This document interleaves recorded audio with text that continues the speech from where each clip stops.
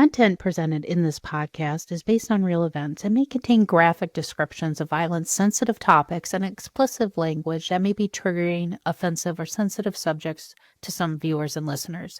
Discretion is advised. The purpose of this podcast is to explore and discuss true crime cases for entertainment and educational purposes only.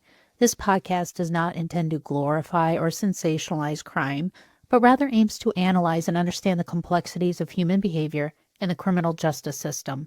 We encourage listeners to approach this content with empathy, critical thinking, respect for the victims and their families. 2 women are dead.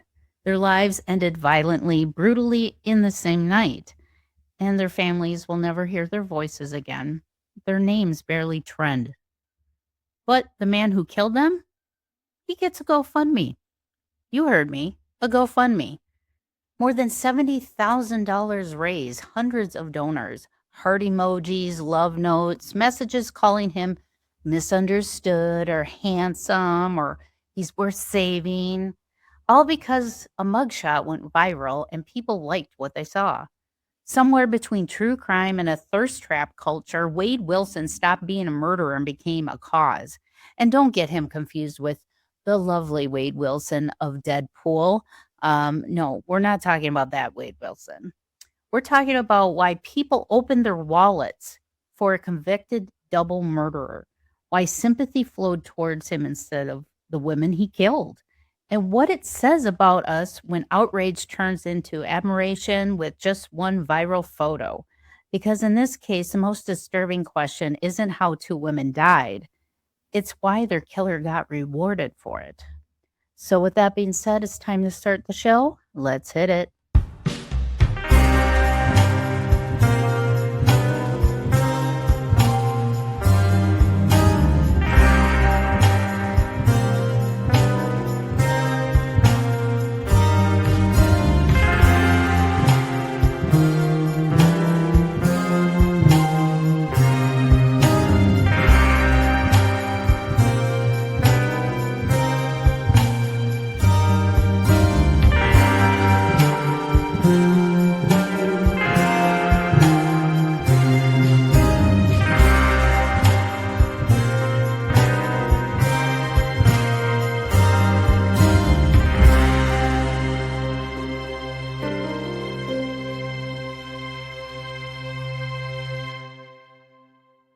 Hi, welcome to another episode of Mysteries, Mayhem, and Merlot. I am your host, Winnie Schrader. Yes, I've taken a couple weeks off. Obviously, a lot has been going on in Minnesota, and it's impacted me emotionally. I got a lot of emotions stirring with sadness, grief, anger. Just it's been overwhelming. And I do have some updates coming up about that and what's going on with ICE agents in Minneapolis right now. The first update I wanted to give you guys is obviously the Epstein files. Obviously, there was a massive document dump, but a lot of critics are saying that a lot of these Epstein files are very incomplete. Now, the U.S. Department of Justice had released over 3 million pages, including photos, videos, emails, text messages, court records, and more. Now, after this release came after that legal deadline established for the Epstein Transparency Act, which required disclosure of December 19th of last year, prompting criticism that hundreds and thousands, possibly millions of responsive pages remain unreleased or heavily redacted. Now, the DOJ officials claim they have identified over 6 million pages potentially responsive, but only a portion is being published publicly. Now, a lot of the new materials that have come out paint former Prince Andrew in not a good light, such as and also like Bill Gates, Elon Musk. But now, people named in these files doesn't necessarily mean that they were involved in any type of sex trafficking, things like that. These are just names that are popping up within the files that were email communications, things like that. But some of those photos of former Prince Andrew, yeah, his title was stripped from him. He's like leaning over a very young woman or girl that looks like she's kind of like out of it. Yeah, I don't know. They covered up her face. You can't really see the photo, but it looks weird. It doesn't look right. And that's all I have to say about that. With all these things and things that are getting redacted, it's like, what are they trying to hide?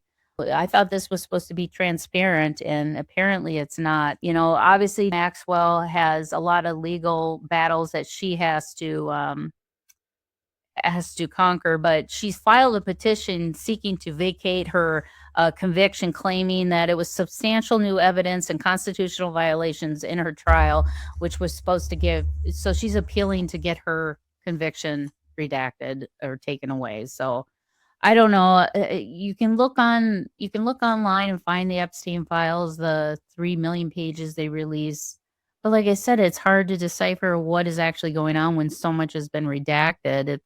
It's not giving us all the context that it's happening. So people are going to make assumptions for sure. So it's like, hey, if you want the truth out there, then just give us the truth. Just my 2 cents. Anyway, now when it comes to what's going on in Minneapolis, obviously it's been everywhere. I'm not going to necessarily talk about uh, how I feel about it, because no matter what you say, you're 100% wrong. I have my own convictions about it.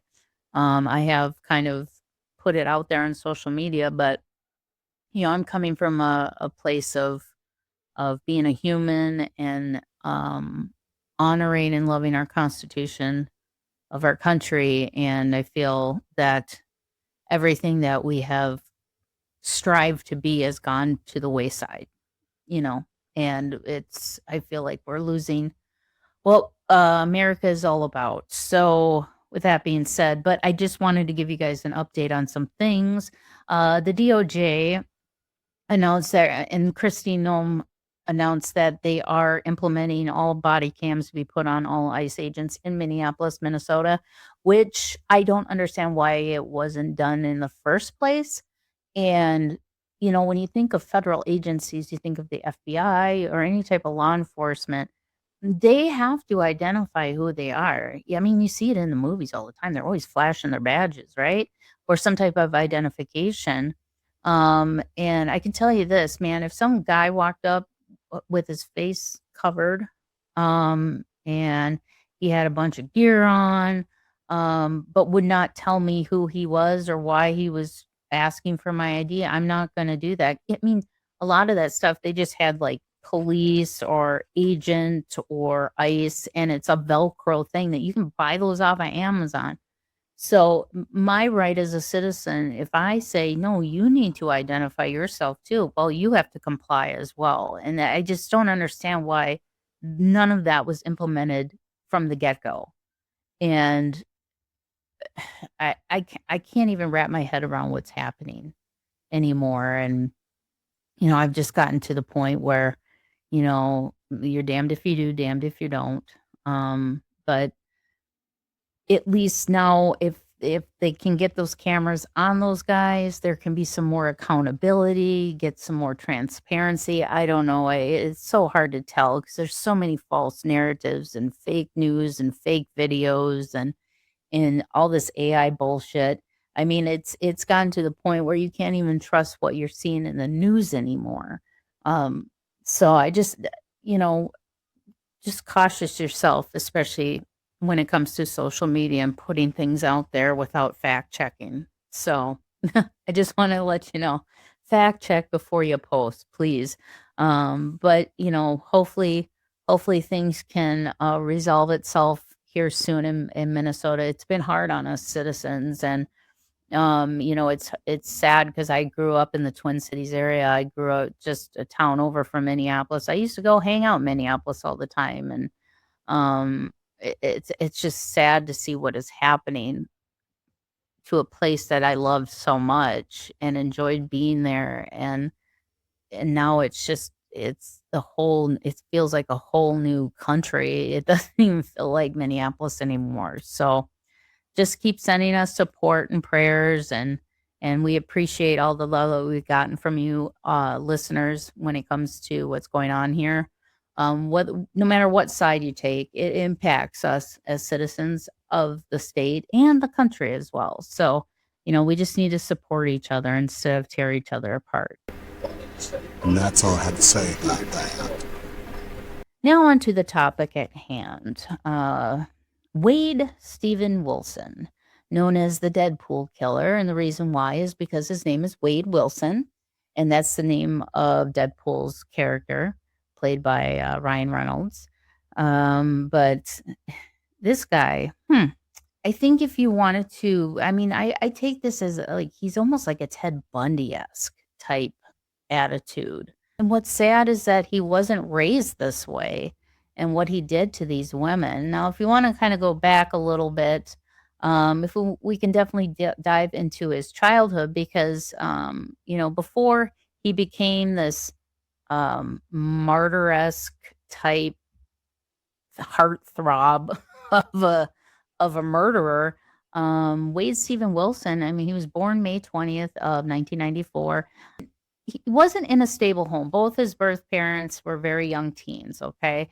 Barely old enough to even hold a job. I think they were like 15 years old. I mean, very young. So, they made that painful decision to give him up for adoption, which, it's one of those unselfish things that you can do in life that, to give up a child knowing that they can have a better life away from you that's a hard thing to swallow. So, but he was adopted by Steve and Candace Wilson, church-going couple, great couple, out of Tallahassee, and they seemed that they were going to give him a great life, a picture-perfect life in the suburbs of Tennessee. Neighbors and classmates later described his adoptive parents as very just warm-hearted, stable people, the kind of folks you expect to catch a kid before they fall. Now, as he became into the teenage years, finding out that he was adopted at that time, I can't say how that would impact me because I've never been put in that position. But if you've been adopted and you found out later in life that you were adopted, that your parents weren't your real parents, how did that impact you? Were you, were you angry about it? Were you accepting of it when you were told? Email me at mysteriesmayhemmerlow@gmail.com. I'd like to know because I've never been put in that situation, so I can't say how I'd feel about it. But he was a great student. I mean, his parents would brag about him.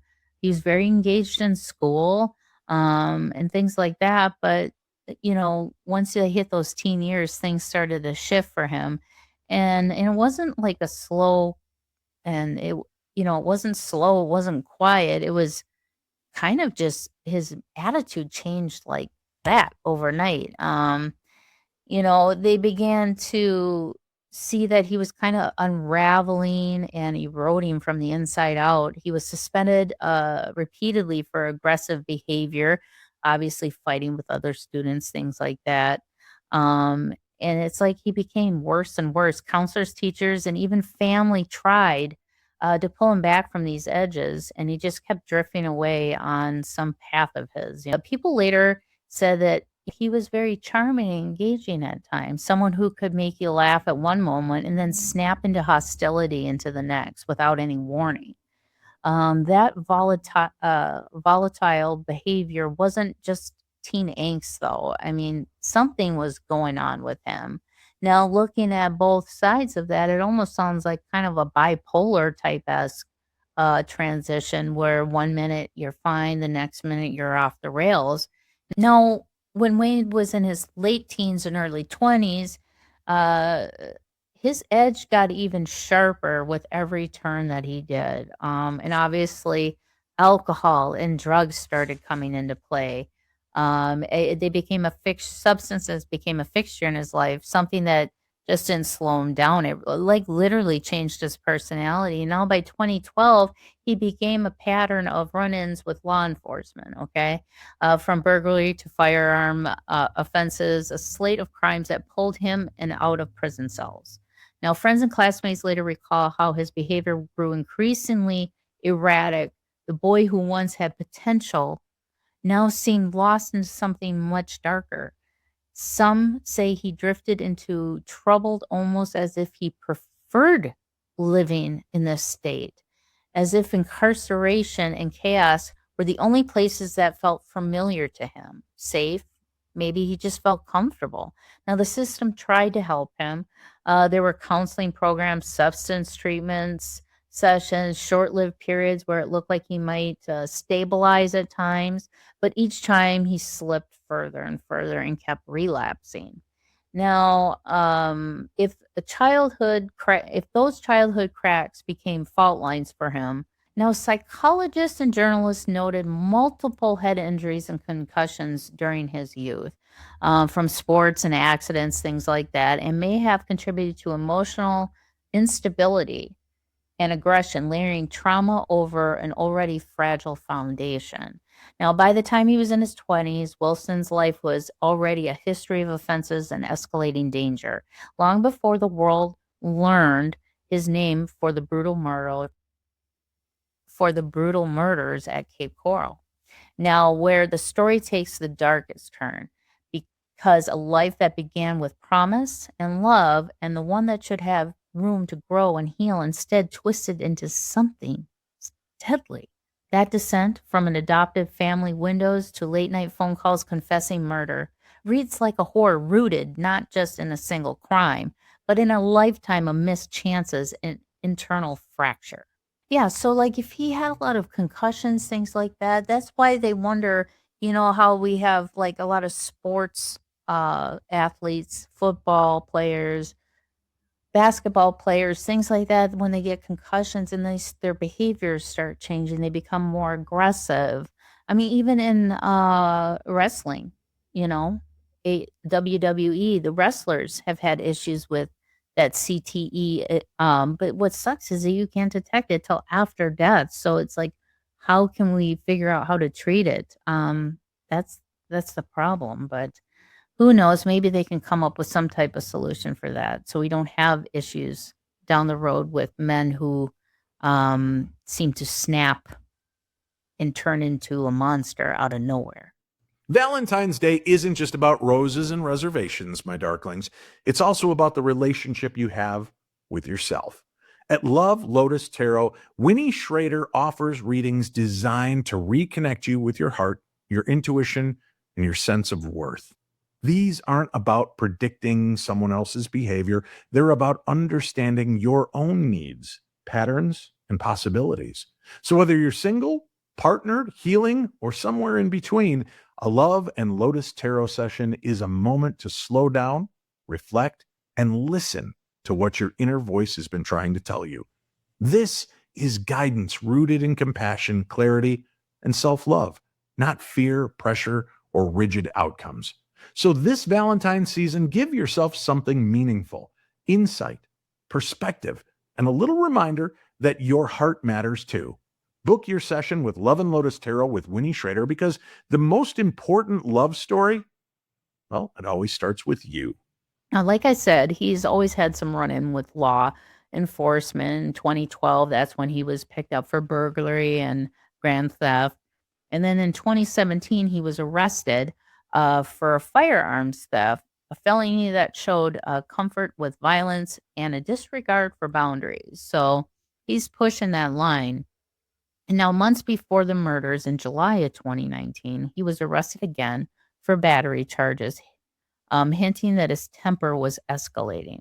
Now, back in October 2019, 9 months before the murders, Wilson's then ex-girlfriend accused him of kidnapping her, rape, and stealing all of her property, laptop, cell phones including, though law enforcement ultimately declined to investigate further under a no-contact order. Now, these patterns, theft, violence, accusations that never broke through the lasting accountability, where the danger signs no one managed to stop. Now, if you have a woman that, if she says she was kidnapped, raped, and stealing, the police didn't want to really they just declined to investigate further under a no contact order. That's kind of dismissive if you think about it. Now, court transcripts and witness statements showed a pattern of escalating violent behavior, and this was not just bad luck for him. It was escalating out of control, often linked to heavy drug use. Now, in the documentary on Paramount Plus right now, Handsome Devil, Charming Killer, he even stated in phone calls, conversations with Mila and his father, when he confessed to what he did, that the drugs make him crazy. And it's like, if you know that's the case, then why use? It's almost like he wanted to become this different character, this monstrous murderer. It's like he thrived on it. A former girlfriend dated Wilson around 2018 to 2019, later described how he wasn't abusive at first, but that changed sharply when drugs entered the picture. Crack pipes, erratic behavior, unexplained mood swings that came with the substance abuse. Friends and associates recounted that Wilson's violent side wasn't always a public thing, but it was real, repeated, and frightening. One woman described being tied up and assaulted by him, a terrifying incident that police didn't pursue past initial reports.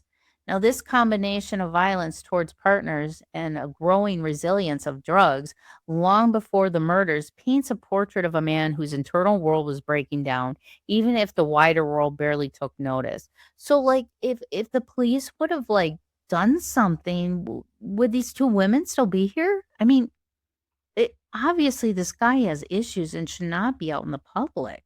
Now, in the months immediately before the murders, Wilson's life was marked by violence that almost tipped into law enforcement action, but nothing would ever stick. Relationships marred by the abuse and drugs that he had, and now his criminal record growing, and nothing led to any type of rehabilitation, only more crimes. Now, by the fall of 2019, he was already a man who had known violence, even at a young age, drug user, of patterns that had been brewing in private for a very, very long time. So that's like, I mean, seriously, like, if law enforcement weren't so dismissive of this, maybe these two women would be here. And I'm not putting the full blame on law enforcement here, but you would think somebody who has that type of violent behavior, especially with heavy drug use, and have reports of him beating women up, why is he on the streets is beyond me. Now, the two victims that were killed by Wade Wilson happened October 7th of 2019. Now, the first one was Christine Melton. She was 35 years old. She was found in her home wrapped up in blankets and pillowcases. I mean, just random stuff from around the house, and like wrapped up, like he was trying to just get rid of the body type of thing. I don't know. She was beaten, strangled. I mean, it was brutal. And then he was in the car and he saw Diane Ruiz, who was 43 years old. She was walking to work, and he convinced her to get in the car because he needed directions or something like that. And so she assisted. And what he did to her was unthinkable. He beat and strangled her and things like that, and dumped her out of the car, and then proceeded to run over her many times to make her look like spaghetti, in his words. Yeah, that to me, that is so inhumane. It's disgusting. And you know he's thriving on it. That is pure lust for death and murder. And they found her body in a stage of decomposition. I can't imagine what the family had to go through. But after the murders, that's when he called Mila, and we'll take a listen to the call. How are you? Yeah, goddamn. I know. Yeah, I know, Mila. I know, Kitty. I know. I f***ed up badly. The This worst. is not a puppy. This is not a up. No, this is more than a up. This is more than a up, okay? I'm so sorry. I'm sorry that I put you in this position. I'm sorry that you had people trying to talk to you. You know? Hey, listen, I'm the not girl. sorry about anything. You killed two people. Why are you not remorseful at all about this? I am. Why do you think I told them that I did? They had the son. That could have been my son saying, I want my mom to walk to the... Yeah, but Mila, it never would be you. You gotta understand what I'm telling you. And we gotta get over this we're going to be talking a little bit at least. I never was going to kill you ever. Could have been saying, I'm waiting for mom. This guy, this little boy on the news said, I'm waiting for my mom to walk through the front door. He put that to his mother. Yeah. Now, in the hours after killing Christine Melton and Diane Ruiz, he also called his father, his biological father, Stephen Testaseca. And basically, the calls kept coming and coming. And so Stephen, his father, recorded everything. And basically, Wade confessed to his father over the phone what he did. Let's take a listen to that call. Did they come talk to you last night? They did, and apparently they had already got the body at like 1 o'clock. They just wanted to come talk to me so they, so they could Yeah, when I walked out of visitation, Yeah. my wife, she was in the truck, Yeah. and she had found that she had got an alert of a news story. Also, they had found her at like 1:30, and they didn't announce it, I guess, until 6 o'clock or whatever. But they still haven't come out and identified her. Oh, really? They said no. They said that they couldn't identify her. They needed the medical examiner to do it. You're kidding me. Oh, Was it that bad, son? it was that bad, Dad. I mean, I ran over her with a car 100 times, I mean, it was, that's the part that made it bad right there. It wasn't bad until that happened, and then it got bad. Listen, I know the calls are recorded and all that, but I was sitting there working and I was thinking about it. Yeah. And it's just really bothering me that I just don't understand. Like, why to that extreme? You know what I'm saying? Like, what happened to make it to that extreme, son? I don't know. What are you angry with, dude? What are you angry about? You know what I'm saying? What are you angry about? Especially the women. Like, what are you angry at women for? I'm not sure. I don't know either, dude. You're bothering me. Figure it out. You do need to figure it out. I know. But, I look for it. Would you stab that first girl? Yeah, I don't know. You choked her. Yeah, just choked her, yeah. That's it. What's really scary is the lack of emotion and empathy in Wade's voice. He doesn't break down. He's very graphic, unmistakable admissions. Wade described what he had done, how he had done it, and what he planned to do next. There was no confusion, no plea for help, just a calm, almost casual recounting of the murders that he just committed. Now, for any parent, this must be an unthinkable moment, the point where love collides head-on with moral reality.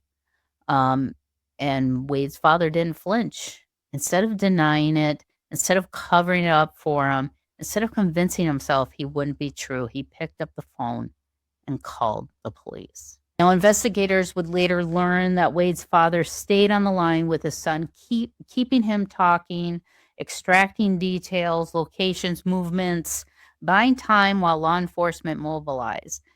Each word Wade spoke only confirmed what his father already knew. This wasn't a cry for help. This was a confession. Now, when they finally tracked Wade down, he wasn't hiding in the shadows. He wasn't sitting in a stolen vehicle. His weight of his own words already sealing his fate. His father's cooperation had given police everything they needed: timelines, admissions, confirmation, things like that, a roadmap to capture him before he could hurt anyone else. The man who helped bring him into the world, who had just helped take him out of it. Before he was caught, that's when he called Mila, and she met up with him at her spa, and he literally beat the crap out of her. He just got out of the car, and when you heard in the phone call, he's calling her sweetheart, trying to, sweet talk her, things like that. And then when he gets there, he jumps out of the car and just beats the crap out of her, and she thought he was going to literally kill her. Now, luckily, the police got there. He took off, but he didn't drive far. He was at a Joe's Crab Shack parking lot where the police found him. Now, he did flee from police at the time in his car. He wouldn't comply. They said, we're not arresting you. We're just trying to detain you because we have a few questions based on a battery charge that he had just beat up Mila. And he wouldn't comply. He wouldn't hand over his keys. He wouldn't get out of the car. And then eventually he just took off in the car. And the police decided not to chase him due to safety reasons of it being a residential area, which makes sense. But, you know, having his dad assist in helping police officers paint a picture of what actually happened assisted in eventually having Wade captured by police and put in jail. Now, at the trial, those phone calls became devastating evidence against Wade, proof that Wade Wilson wasn't confused, coerced, or delusional at the time. He knew exactly what he had done, and he said it out loud. I mean, point blank, with no emotion. Now, in June of 2024, Lee County jury returned the only verdict that fits the facts, right? Guilty on both counts of first-degree murder. But by August, the judge imposed 2 death sentences, acknowledging what the jury already understood, that some crimes are so deliberate, so brutal, so devoid of remorse, that the law has only one way left to respond, and that is the death penalty. Now, just on Friday, they supposedly had a hearing, an argument of trying to appeal that death penalty sentence. And I'm assuming he's just going to try and get life without parole, but they're trying to lift that death sentence. It's not that I'm for the death penalty, but like people like Wade, I mean, is there hope for people like that? I don't see it. I don't see him trying, you know, in jail. He's lost a lot of fans, and we're going to talk about his crazy fans here in a second, but he has gained a lot of weight now. His fan base has kind of fallen off. He basically, his prison fellow prison mates deem him lazy, doesn't want to do anything. All he wants to do is eat. And that's where these crazy fans come into play. So it was like once his mugshot was out there. I mean, granted, he is a handsome guy prior to all the crap he just put on his face. Now, I'm not opposed to facial tattoos and things like that, but for what you just got put into prison for, and that's what you do to your face, you can tell where his mindset is. So that's why I'm saying it the way I am. But the moment his mugshot, lit up the screens across social media, something bizarre and unexpected happened. What you should have been a grim news cycle. I mean, hearing that kind of news of running a woman over her multiple times to make her look like spaghetti. Instead, it became kind of something else entirely, a digital spectacle, if you want to put a word to it. His face captured in stark detail didn't shock people. It was viralized. And almost immediately a movement began to form around it, like how social media likes to do. But what followed was inexplicable. A group of people, overwhelmingly women, obviously, launched a crowdfunding page child called Save Wade Stephen Wilson. Now, designed to raise funds for his legal defense, the page quickly drew donors who poured money in not out of sympathy for the victims, but out of something that looked to outsiders disturbingly like an admiration or emotionally fueled alliance with, or an allegiance with Wade Wilson. Over the course of the campaign, more than 370 donors contributed collectively to this GoFundMe. So it acquired over $70,000 already, and staggering sum for a man behind bars on death row. One contributor alone gave $24,000. Why? Is beyond me. Now, in interviews for the documentary Handsome Devil, Charming Killer, the fundraisers' contours come into sharper focus. One of the women who spoke on camera admitted she had fallen very much in love with him. And she said it was difficult to resist his voice and his words during hours of long phone calls from prison, video calls that blurred the lines between fantasy and reality. Now, even some spoke of plans to marry him before the trial even opened. Now, this wasn't charity in the usual sense. It wasn't grief shared by families left behind. Instead, it resembled a kind of obsession, a digital, almost romanticized investment in a man who had, by the most brutal measure, taken life from 2 women whose names should be at the center of this story, not him. A prosecutor featured in the same documentary expressed her disbelief at the fervor, the ultimate bad boy, they called him, and admitted it was hard to imagine why so many would send money to someone convicted of killing women violently.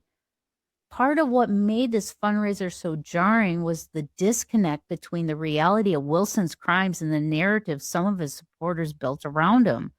They saw a charismatic figure with dimples and a smile, and they heard his voice and interpreted it as charm, basically. And through screens and algorithms, the perception was amplified, turning what should have been an outrage and a revulsion into fascination, infatuation, and action. The campaign tapped into a darker truth about modern media and human psychology. When a narrative is repackaged as entertainment, empathy can shift into strange directions.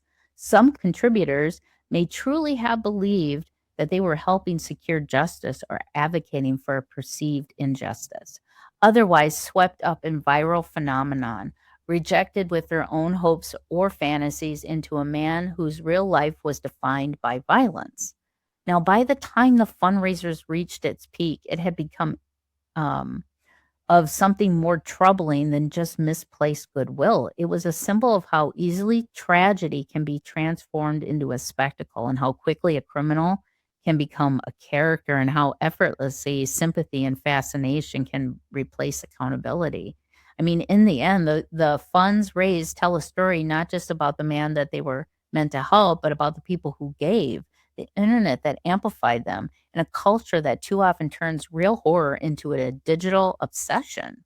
I mean, when Wade Wilson sits shackled in a courtroom, accused and later convicted of these murders, the facts that are ugly and inescapable, the kind of violence that should shut down a woman instantly. Like, I'm sorry, like, repulsed by this type of behavior. And somewhere between the verdict and these viral clips, something grotesque begins to bloom. I mean, it's called this weird fandom that they have. There's these groups of women that calls themselves the Wade Wives. Yes, the Wade Wives. Well, some of these families are sitting here trying to grieve their lost loved ones. A group of women gather online not to mourn, but to swoon over this guy. Seriously. I mean, they replay footage of him walking into court and having this, hip hop kind of music behind it, turning a convicted killer into a thirst trap. In the comment section, you see heart emojis, fire emojis piling up beneath a man who strangled and brutalized 2 innocent women. I can't stress that enough. This isn't just ignorance. This isn't just lack of information. These women know exactly what he did, and they just don't care, apparently. Some write letters to him, hundreds of them, I'm sure. Some send money. Some kind of have explicit phone calls with him, or explicit pictures are sent to him. Others speak about him in a language of romance and destiny, as if the murders are just kind of an inconvenient footnote rather than the central truth of who he really is. The violence is so minimized and reframed or erased entirely. So these women are living just in a constant state of fantasy with him. To understand the Wade Wives, you have to understand how obsession works when it is fed by distance and screens. There's no real connection there. Wade Wilson is a dangerous person. He's locked away. He's controlled, unreachable in real life. But for some, that makes him the perfect object of desire. Why? I don't know. Hello, Darklings and my fellow mind travelers. This is Mark Allen Lanu, the Gemini Mind. Come take a journey with me to this place we call life by picking up a copy of my book, Reality Was Once the Tapestry of the Dreamer. Available on Barnes & Noble and Amazon online. You can find the links also on my website, markallenlanu.com. Chock full of stories about organized crime, the paranormal, my music career, NASA, and more. So go pick up your copy, and you all rock. Indeed. He can't betray them or leave them or hurt them personally. The danger is abstract. The fantasy is like this total package for them. Now, some psychologists have a word for this. It's called Hybristophilia. I believe that's how it's pronounced. Sexual attraction to people who commit violent crimes. But labels only get so far. What really happens here is something darker and more cultural. Social media doesn't just report crimes anymore, it packages it. Algorithms reward faces, confidence, spectacles. Wade Wilson isn't presented as a man who slaughtered 2 women. He's presented as a character, a villain with cheekbones, a monster with swagger. The internet sandblasts the blood off the story until all that's left is a stylized image people can project onto. And projection is the key. The Wade wives aren't in love with the reality of Wade Wilson. They're in love with the version of him that doesn't scream, doesn't strangle, doesn't leave bodies behind. They invent motives. They question evidence. They claim he's misunderstood, framed, or secretly gentle. The victims, they fade into the background, inconvenient reminders that threaten the fantasy. That's what makes this phenomenon so disturbing. That it isn't just admiration, it's erasure. Every dollar sent to his commissary, every flirtatious message, every TikTok edit celebrating his appearance sends the same message. The lives of 2 murdered women matter less than the feelings of strangers infatuated with their killer. The Wade wives aren't a quirky true crime footnote. They're a warning sign. A reflection of what happens when violence becomes content, killers become celebrities, and empathy gets rerouted toward the wrong person. Now, the Wade wives aren't this quirky true crime group. They're a warning sign, a reflection of what happens when violence becomes content, killers become celebrities, and empathy gets rerouted towards the wrong person. In the end, Wade Wilson sits where he belongs, behind bars. But the obsession surrounding him remains free, roaming the internet, proving that sometimes the most unsettling part of murder cases isn't a killer at all. It's the people who fall in love with them afterward.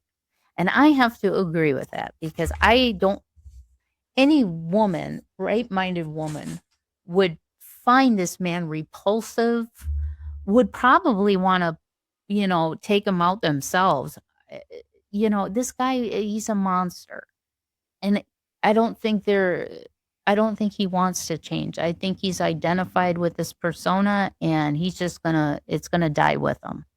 Thank God. And thank God he's locked up because I have a feeling that Mila would have been dead and many other women would have been dead after him, especially if he continued that heavy drug use, because obviously he can't handle it. Yeah, so go check out the documentary on Paramount Plus, Handsome Devil, Charming Killer. It was fascinating to watch and just to kind of see this fandom, these fangirls over this guy. I was so repulsed by what he did, and it's strange that, especially young women, it's kind of scary to think that they're okay with something like this. And I don't know, some people are saying that he was framed, that he didn't do it, and the evidence is clearly there. They're so clouded by this fantasy image they have of him and whatever life they concocted up in their head. You would be so enraged at times. I know I was, especially being a victim of domestic abuse. It's not a joke. And I'm not going to say that some of these Wade wives have anything happen to them, but I guarantee you they'd change their tune if something did, because that's exactly what this man is. He is a monster, and he preys on women because he feels like they are weaker than him.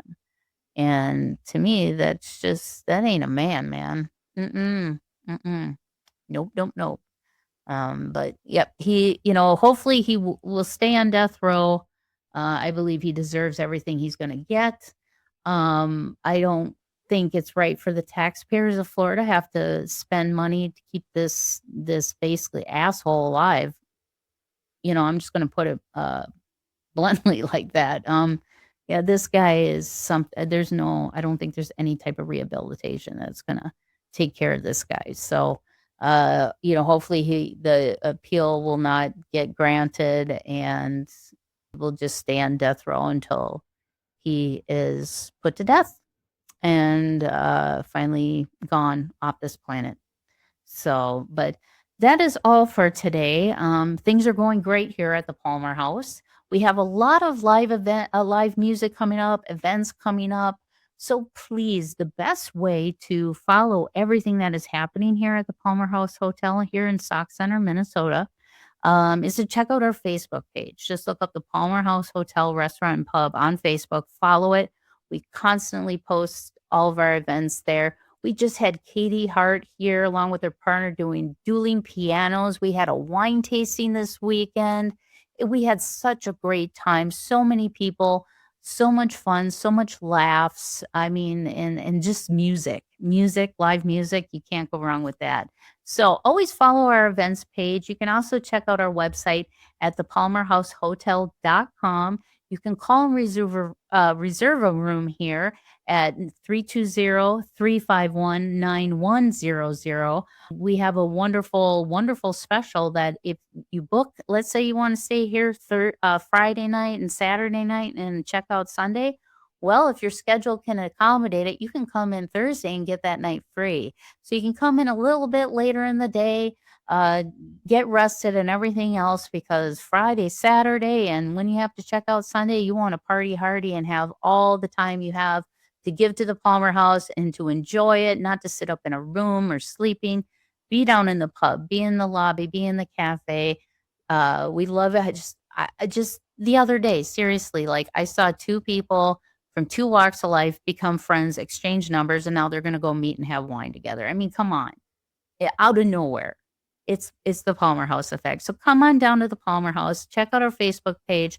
Like I said, that's where we post all events.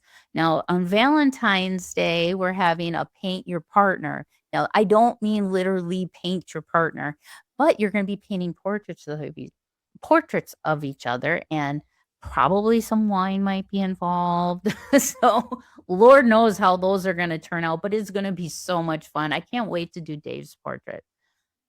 Everything that I've done or tried to do for Dave when it comes to this sense of art and portraits, he always says he looks like a thumb with glasses. But I promise I will try not to make him look like a thumb with glasses on. But yeah, just come on out. We're going to have so much fun. But other than that, I hope to see you all next week. Thank you for joining me for another episode of Mysteries, Mayhem, and Merlot. And until our next case, my armchair detectives, stay safe, stay vigilant, and stay aware.